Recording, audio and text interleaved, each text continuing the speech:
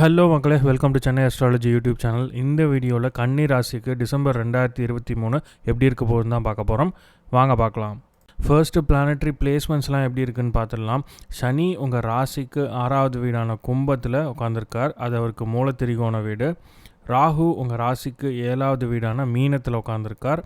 அப்படியே ஆப்போசிட்டில் கேது உங்கள் ராசியிலே உட்காந்துருக்கார். குரு உங்கள் ராசிக்கு 8வது வீடான மேஷத்தில் உட்காந்துருக்கார். சுக்கிரன் உங்கள் ராசிக்கு 2வது இடமான துலாமில் உட்காந்துருக்கார். அது அவருக்கு மூலத்திரிகோண வீடு. ஃபஸ்ட்டு 3 வாரத்துக்கு அங்கே தான் இருப்பார். கடைசி 1 வாரம் மட்டும் துலாம்லேருந்து விருச்சிகத்துக்கு பயிற்சி ஆகிடுவார். செவ்வாய் உங்கள் ராசிக்கு 3வது வீடான விருச்சிகத்தில் தான் மாதம் ஃபுல்லாக இருக்க போகிறார். அது அவருக்கு ஆட்சி வீடு. சுக்கிரன் கடைசி வாரத்தில் விருச்சிகத்துக்கு வந்து செவ்வாயும் சுக்கிரனும் சேர்ந்து உங்கள் ராசிக்கு 3வது வீட்டில் இருப்பாங்க.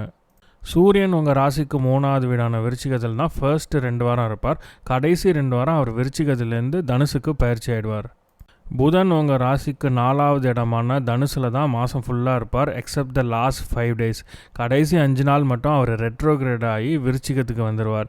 ஸோ கடைசி 2 வாரம் சூரியனும் புதனும் சேர்ந்து புதாதித்ய யோகமாக உங்கள் ராசிக்கு 4வது வீடான தனுசில் form ஆகியிருப்பாங்க. So these are the planetary placements. Let's do the predictions now. First கரியரை பொறுத்த வரைக்கும் கன்னிராசிக்கு ரொம்பவே நல்லாயிருக்கு இந்த மாதம். எஸ்பெஷலி ஃபர்ஸ்ட்டு 3 வாரம் ரொம்பவே நல்லாயிருக்கு. உங்கள் கரியர் லார்ட் புதன் 4வது வீட்டில் ரொம்ப ஸ்ட்ராங்காக உட்காந்துருக்கார். 4வது வீட்டிலேருந்து அவர் 10வது வீட்டை பார்க்கவும் செய்கிறார். வேலை நல்லா இருக்குமா, கரியர் எப்படி இருக்கும், இதெல்லாம் ரெஃபர் பண்ணுறதுக்கு நம்ம 10வது வீடை தான் பார்ப்போம். 10வது வீடு தான் வந்துட்டு உங்கள் கரியர், ஹைக்கு, ப்ரொமோஷன் இதெல்லாம் எப்படி இருக்கும், எந்த மாதம் கிடைக்கும், இதெல்லாம் நமக்கு வந்து டினோட் பண்ணுறது. ஸோ அதனால் 10வது வீட்டையே புதன் பார்க்குறனால இந்த மாதம் உங்களுக்கு கரியர் ரொம்ப நல்லாயிருக்கும், நல்லா ஷைன் ஆவீங்க ஒர்க்கில். அண்ட் அதே சமயம் ரொம்ப முக்கியமான ஒரு விஷயம், புதன் டிசம்பர் 14லேருந்து ஜனவரி 1 வரைக்கும் ரெட்ரோகிரேட் ஆகிடுவார். அதாவது வக்ரம் அடைஞ்சிருவார். வக்ரம்னா ரிவர்ஸில் போகிறது. ஸோ அதனால் இருக்கிற ஜாப்லேயே இருந்துக்கோங்க. புதுசாக வேலை தேடாதீங்க. வேறு வேலை கிடைச்சாலும் வேலை மாறாதீங்க. ஏன்னா அந்த வேலை எப்படி இருக்கும்னு நமக்கு தெரியாது. வக்ரம் அடைஞ்சிட்றனால புதன் stick to your job and do not take risk at this point of time. ஏன்னா உங்களுக்கு வேலை ரொம்ப நல்லா போயிட்டுருக்கு. வேறு வேலை மாறி அந்த ஜாப் உங்களுக்கு சுத்தமாக பிடிக்கல அப்படின்னா என்ன பண்ணுவீங்க? ஸோ அந்த ரிஸ்க் எடுக்காதீங்க. இருக்கிற இடத்துலையும் உங்களுக்கு நல்ல க்ரோத் இருக்குது. So continue to work in your current company. கடைசி 2 வாரம் சூரியனும் தனுசுக்கு பயிற்சி ஆகி அங்கே புதனோடு சேர்ந்து புதாதித்ய யோகமாக ஃபார்ம் ஆகிடுவாங்க. ஸோ கரியரை பொறுத்த வரைக்கும் ரொம்ப நல்லாயிருக்கு கடைசி 2 வாரம், எக்ஸப்ட் த லாஸ்ட் 5 days. ஏன்னா லாஸ்ட்டு 5 நாளில் புதன் வக்கரமாகி திரும்ப விருச்சிகத்துக்கே வந்துடுவார். சூரியன் மட்டும்தான் தனுசில் இருப்பார். ஸோ நியூ இயர் டைமில் உங்களுக்கு அவ்வளோவா சரியில்லை ஒரு 5 நாள். பட் இயர் எண்டில் அவ்வளோவா வேலை இருக்காதுன்னு வச்சுக்கோங்களேன். So it doesn't matter. So career is good for most of the part. அடுத்து பிஸ்னஸ் பண்ணுறவங்களுக்கு இந்த மாதம் ஒரு சுமாரான மாதமாக தான் இருக்கும். அது ஏன்னு பார்த்தீங்கன்னா உங்கள் 7ஆம் அதிபதி குரு 8வது வீட்டில் உட்காந்துருக்காரு. ஸோ அதனால் பிஸ்னஸ் உங்களுக்கு சுமாராக தான் இருக்கும். மேபி உங்களுக்கு லாஸில் கூட போயிட்டுருக்கலாம். ஸோ எதாக இருந்தாலும் நீங்கள் பொறுமையாக இருங்க. ஏன்னா ஏப்ரல் வரைக்கும் குரு உங்கள் 8வது வீட்டில் தான் இருக்க போகிறார். 7ஆம் அதிபதி 8வது வீட்டில் உட்காந்துருக்காரு. ராகுவும் உங்கள் 7வது வீட்டில் உட்காந்துருக்காரு. 7th house means business partnership, your business in general. So 7வது வீட்டில் ராகு உட்காந்துருக்கிறது ஒரு மாயையை வந்து ஏற்படுத்தும் உங்களுக்கு. பிஸ்னஸ் உங்களுக்கு நல்லா போயிட்டுருக்க மாதிரி தான் இருக்கும். பட் எண்ட் ஆஃப் தி டே நீங்கள் ப்ராஃபிட் லாஸ் ஸ்டேட்மெண்ட் எடுத்து பார்த்தீங்க அப்படின்னா கிட்டத்தட்ட லாஸில் தான் முடிஞ்சிருக்கும். இது உங்களுக்கு தெரியவே தெரியாது. மந்த் எண்டு நீங்கள் ப்ராஃபிட் அண்ட் லாஸ் ஸ்டேட்மெண்ட் எடுத்து பார்க்கும்போது கிட்டத்தட்ட உங்களுக்கு லாஸில் தான் வந்து நிற்கும். ஸோ அது ஏன்னு பார்த்தீங்கன்னா 7வது வீட்டில் இருக்க ராகு தான் அதுக்கு காரணம். ராகு வந்துட்டு உங்கள் பிஸ்னஸ் நல்லா போயிட்டுருக்க மாதிரி ஒரு மாய தோற்றத்தை ஏற்படுத்துவார். பட் ஆனால் அது உண்மை கிடையாது. 7ஆம் அதிபதி வேறு 8வது இடத்துல மறைஞ்சிட்டார். ஸோ உங்களுக்கு பிஸ்னஸ் நல்லா போயிட்டுருக்க மாதிரி தெரியும். பட் ஆனால் உண்மை நிலவரம் அது கிடையாது. நீங்கள் எண்ட் ஆஃப் தி டே பார்த்தீங்க அப்படின்னா பேலன்ஸ் ஆகி நிற்கும், இல்லைனா லாஸில் போய் நிற்கும். ஸோ இதனால் புதுசாக எதுவும் இன்வெஸ்ட் பண்ணாதீங்க. பிஸ்னஸில் இருக்கிற பிஸ்னஸை அப்படியே மேனேஜ் பண்ணுங்கள். புதுசாக ஒரு பிரான்ச் ஓப்பன் பண்ணுறேன், இல்லைனா மல்டிபிள் அவுட்லெட்ஸ் வந்து பிளான் பண்ணியிருக்கேன் நியூ இயர்க்கு அப்படின்னா கொஞ்சம் பொறுமையாக இருங்க. ஏப்ரல் வரைக்கும் குரு 8வது வீட்டில் தான் இருக்க போகிறார். ஸோ ஏப்ரல் வரைக்கும் தள்ளி வச்சுருங்க. எந்த பிளானாக இருந்தாலும் உங்கள் பிஸ்னஸை எக்ஸ்பேண்ட் பண்ணணும் நீங்கள் நினச்சிட்டு இருக்கீங்க, இல்லை புது ஸ்ட்ராட்டஜி ஏதாவது கொண்டு வரணும்னு நினைக்கிறீங்க, புது ப்ராடக்ட் ஏதாவது லான்ச் பண்ண போகிறீங்க அப்படின்னா ஏப்ரல் வரைக்கும் நீங்கள் வெயிட் பண்ணுங்கள். கூட்டு தொழில் பண்ணுறீங்க உங்கள் அப்பாவோட இல்லை உங்கள் அண்ணன் தம்பியோட அப்படி இல்லைனா உங்கள் ஃப்ரெண்ட்ஸோடு சேர்ந்து பிஸ்னஸ் பண்ணுறீங்க அப்படின்னா அவங்களோட நீங்கள் ரொம்ப ரொம்ப கேர்ஃபுல்லாக இருக்கணும். எந்தவித புது அக்ரிமெண்ட்டும் சைன் பண்ணாதீங்க. கேர்ஃபுல்லாக படித்து டாக்குமெண்ட்ஸ்லாம் சைன் பண்ணுங்கள்.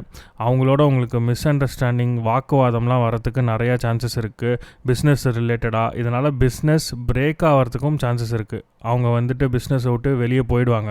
ஸோ இந்த மாதிரி நிலைமையும் ஏற்பட சான்சஸ் இருக்குது. ஸோ எதாக இருந்தாலும் பார்த்து நிதானமாக ஹேண்டில் பண்ணுங்கள். அவங்கக்கிட்ட சொல்லிவிடுங்க டைம் சரியில்லை பார்த்து பண்ணலாம் அப்படின்னு சொல்லி. அவங்க ஒத்து வருவாங்க. அப்படி ஒத்து வரலன்னா நீங்கள் பிஸ்னஸ்லேருந்து வெளில வந்துடுங்க. Try to convince them. Mostly convince ஆகிடுவாங்க உங்கள் பிஸ்னஸ் பார்ட்னர்ஸ். அப்படி அவங்க கன்வின்ஸ் ஆகலைன்னா அவங்க ராசிக்கு இந்த மாதம் எப்படி இருக்குன்னு பாருங்கள் கோச்சாரம். அப்படி இல்லைன்னா உங்களுக்கு மகாதசா சப்போர்ட் பண்ணுதான்னு பாருங்கள். ரெண்டுத்தில் ஏதாவது ஒன்று சப்போர்ட் பண்ணுது அப்படின்னா you can go head with your business ideas. புது புது ஐடியாஸ்லாம் இம்ப்ளிமெண்ட் பண்ணுறது, புது ஸ்ட்ராட்டஜி, புது ப்ராடக்ட்ஸ் இதெல்லாமே நீங்கள் டிஸ்கஸ் பண்ணலாம். பட் பொதுவான பலன் என்ன அப்படின்னு பார்த்தீங்கன்னா உங்களுக்கும் நீங்கள் கூட சேர்ந்து தொழில் பண்ணுறவங்களுக்கும் ஆகாது. அதை எப்படி நீங்கள் மேனேஜ் பண்ணுறீங்க அப்படின்றது உங்கள் சொந்த டேலண்ட்டை பொறுத்தது. அடுத்து ஹெல்த் வைஸ் ரொம்பவே நல்லாயிருக்கு கன்னிராசிக்கு இந்த மாதம். உங்கள் 6ஆம் அதிபதி சனி 6வது வீட்டிலே உட்காந்துருக்கார். ரொம்ப ஸ்ட்ராங்காக உட்காந்துருக்கார். அது அவருக்கு மூலத்திரிகோண வீடும் கூட. ஸோ அதனால் ஹெல்த்தில் எந்த பிரச்சனையும் கிடையாது. பொதுவாக சனி உபஜயஸ்தானத்தில் ரொம்ப நல்லாவே வேலை செய்வார். 3, 6, 10, 11 அவர் 6வது வீட்டில் இருக்கும்போது எதிரி, நோய், கடன் இது எல்லாத்தையும் கம்மி பண்ணிடுவார். ஸோ நீங்கள் பார்த்தீங்கன்னா இப்போ 6வது வீட்டில் தான் இருக்கார். ஸோ உங்கள் ஹெல்த் இஷ்யூஸ் எல்லாத்தையுமே சரி பண்ணிடுவார். இது போன மாதமே உங்களுக்கு தெரிஞ்சிருக்கும். நீங்கள் நோட் பண்ணி பார்த்தீங்கன்னா உங்களோட ஹெல்த் இஷ்யூஸ் எல்லாமே கம்மியாகிட்டே வரும்.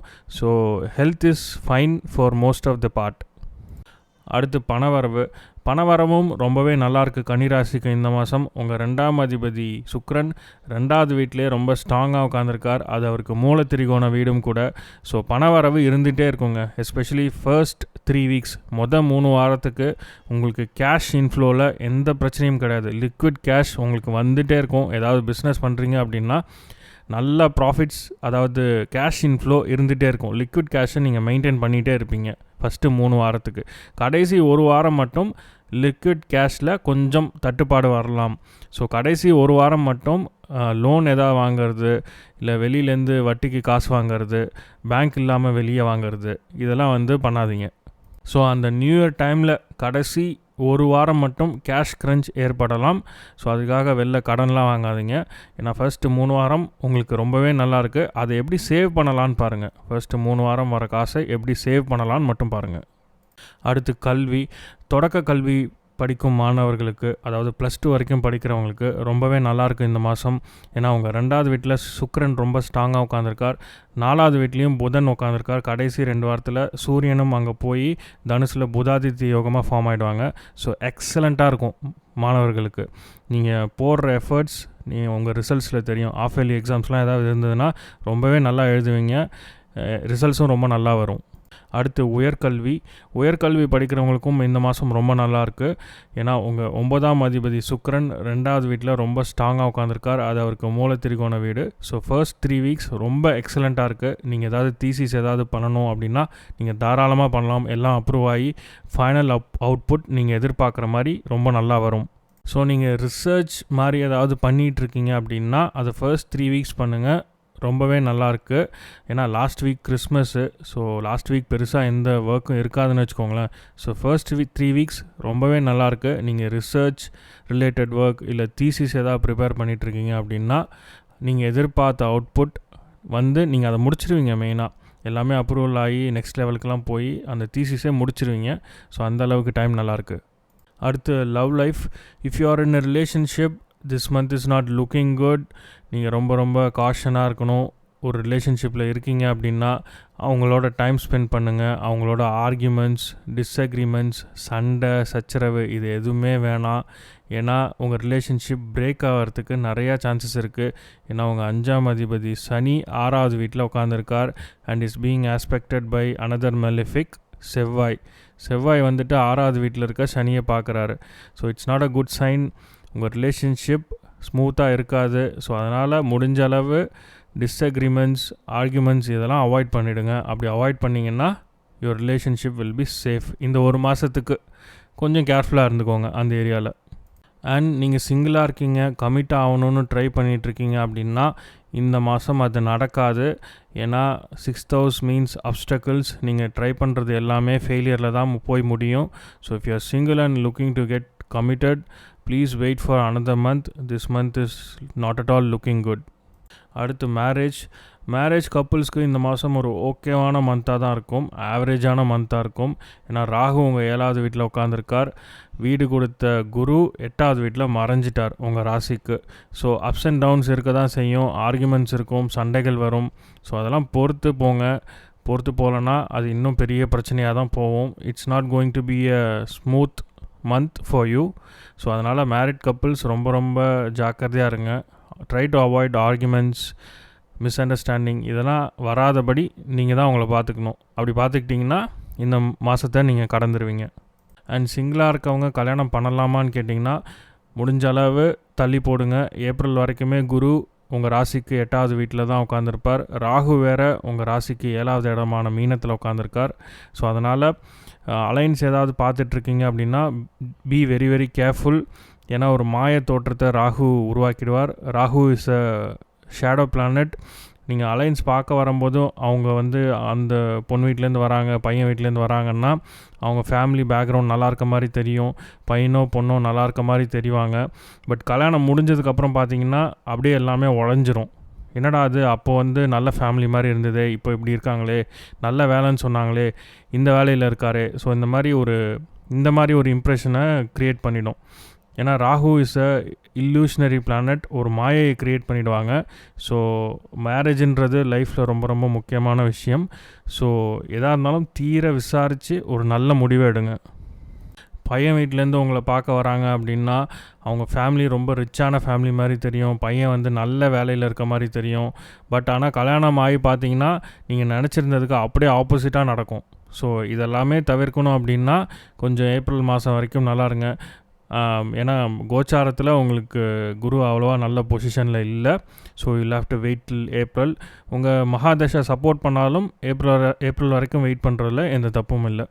அடுத்து பயணம், சிறு தூர பயணம், எந்த பிரச்சனையும் இல்லை, தாராளமாக போகலாம். ஒரு 2 நாள் வெளியூருக்கு போகிறீங்க, ஊட்டி கொடைக்கானலுக்கு வீக்கெண்ட் போகிறீங்க, இல்லைனா வேலை விஷயமா வெளியூருக்கு 2 நாள் போகிறீங்க அப்படின்னா நீங்கள் தாராளமாக போகலாம். உங்கள் 3வது வீட்டில் செவ்வாய் ஆட்சியாகி உட்காந்துருக்காரு. So there is no problem. Long distance ட்ராவலும் நீங்கள் தாராளமாக பண்ணலாம். ஏன்னா உங்கள் 9ஆம் அதிபதி சுக்கிரன் 2வது வீட்டில் ரொம்ப ஸ்ட்ராங்காக உட்காந்துருக்கார். அது அவருக்கு சொந்த வீடு, மூல திரிகோண வீடும் கூட. So long distance travel, December வேறு வெக்கேஷன் ஏதாவது பிளான் பண்ணியிருக்கீங்க அப்படின்னா நீங்கள் தாராளமாக அப்ராட் போகலாம். உங்கள் ஃபேமிலியை கூட்டிகிட்டு போங்க, இல்லை உங்கள் ஃப்ரெண்ட்ஸோடு போங்க, நல்லா என்ஜாய் பண்ணுங்கள். எந்த வித பிரச்சனையும் கிடையாது லாங் டிஸ்டன்ஸ் ட்ராவல்லையும். So that's it guys. I think I covered all the areas of life. So இதுதான் கன்னி ராசிக்கு டிசம்பர் 2023. இந்த வீடியோ பிடிச்சிருந்தா லைக் பண்ணுங்கள், உங்கள் ஃப்ரெண்ட்ஸ் அண்ட் ஃபேமிலியோடு ஷேர் பண்ணுங்கள். முக்கியமாக சேனலுக்கு சப்ஸ்கிரைப் பண்ணாதவங்க சப்ஸ்கிரைப் பண்ணுங்கள். உங்கள் சப்போர்ட் ரொம்ப முக்கியம் சேனலுக்கு. மீண்டும் ஒரு வீடியோவில் உங்கள் எல்லாரையும் சந்திக்கிறேன். நன்றி, வணக்கம்.